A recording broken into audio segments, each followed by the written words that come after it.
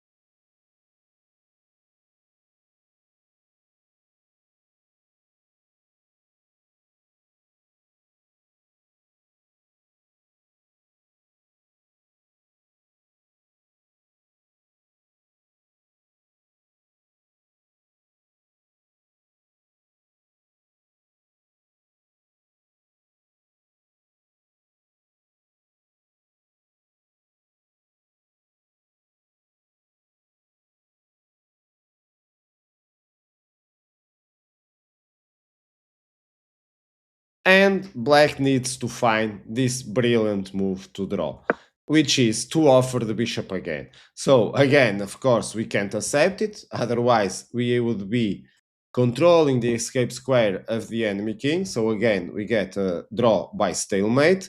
And of course, we need to move away. And let's say we go to g1, of course, black, it's going to repeat. So we need to try something else. Let's say from white perspective, we go now to a7.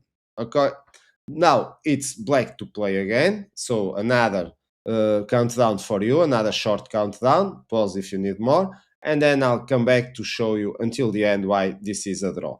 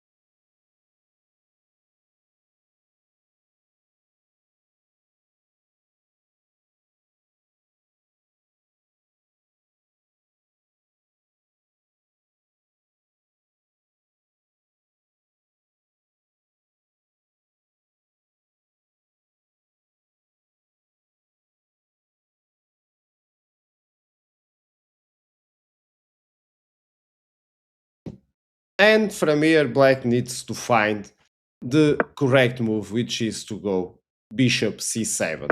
Why? Let's say, for example, of course, this is one of the dumbest moves to offer the exchange of the bishops, because now we get winning pawn endgame for white. So, of course, this is just pure technique, pure pawn endgame technique. Now we have mate in two, so this is not working, of course, for black. And the other options, let's say we go with bishop d6. Now this doesn't work anymore because we can simply advance the pawn and we can't avoid checkmate in one. So it will be checkmate no matter what black does. So black needs to come to the starting position. Why? Because now white can't avoid the draw. Let's say, for example, we advance the pawn, then the bishop simply can't sacrifice. Notice that if we take with the pawn that we need to remove from the a file, it would be a draw by stalemate, so we can't do that. The same goes if we accept with the king, so we need to take it with the bishop. But of course, as I have said it before, this is a draw. This is a technique draw. So the king just stays in the corner, and now when we advance the pawn, it will reach a position that it's going to be a stalemate draw. The enemy king can't move. It's not under check. So without being able to advance the pawn, well, let's say, for example, white may try to remove the bishop again, but of course, then it's different because this is the starting position, but it's black to play. And now the bishop moves, and then we simply offer the sacrifice until the end. So it's not possible anymore for white to win, and black gets the desired draw. So let's get back to the beginning, and let's go to the main line. Again, white is playing for the win and moves bishop a7. So now black needs to try something to make it harder for white, because things like, for example, if we remove from the diagonal, it's not going to work, because now, as we saw, the pawn is threatening to advance and go to the checkmate. So the bishop is forced to stay in this short diagonal, and let's say it goes to d8. Now we can simply just remove the bishop to f2, so it's black to play again. If the bishop moves, or the king, whatever, we are going to advance the pawn.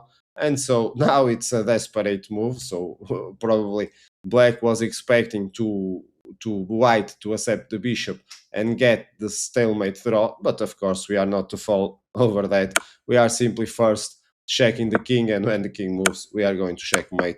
Notice that it's impossible for black anymore. We are attacking the bishop at first. We are not going to accept it. We are just going to threat to advance the pawn, and then it's game over for black anyway. So the desperado move also doesn't work. So here, instead of going to d8, which make it simple for white, black goes with this interesting idea of taking the pawn on a5. So now it's the final moment for you. Another countdown, another minute, pause if you need for more, and then I resume to go until the end of this endgame study.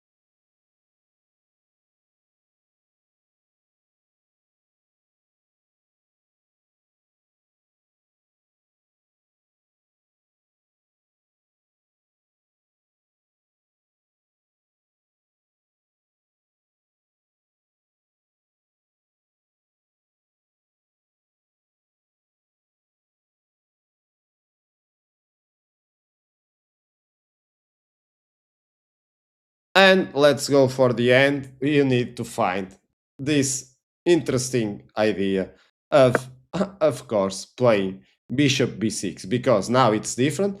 If the bishop accepts, of course, we are going for a winning pawn end game. Okay, it's going to be easy. So black can't accept it, and so we get a technical bishops of the same color in the game. So the black bishop, of course, needs to either way. Let's say it goes to e1. Now we need to remove our own bishop. Let's go for e3. Here there are several paths, but the technique is this one. Of course, the bishop will try to control the other long diagonal on the side of the promotion of the pawn. But of course, we now can just move ahead with the pawn. Notice that now we are threatening to advance, then check the king, and when the king goes to c7, we promote to a queen and grab the bishop on the other side. So black needs to move away with the king now. Let's say it goes to b8. Now he advanced the pawn, so the king needs to come again to c7, so hiding away from the corner. And of course, here the technique is simple. We need to go with our king to the corner and then bring our bishop to fight for the promotion diagonal. Of course, if we try something like going with the bishop, we're just going to need to come back and do it again. So the best is going directly with the king, not losing time. This is pure bishops of the same color technique. And so now the king moves, we go to the corner. Of course, black has not many options over here. If the bishop get out of the diagonal, we simply promote. So let's say it loses a tempo just moving to h2. Now we go with the bishop, so we face the enemy bishop on the promotion diagonal. And of course, there's no way black can avoid the following move of the promotion of the queen and winning and solving this endgame study. Okay, from the starting position was just a pure hard work, but in the end it was pure technique. Hope you have enjoyed as always. I see you in future videos. Bye bye.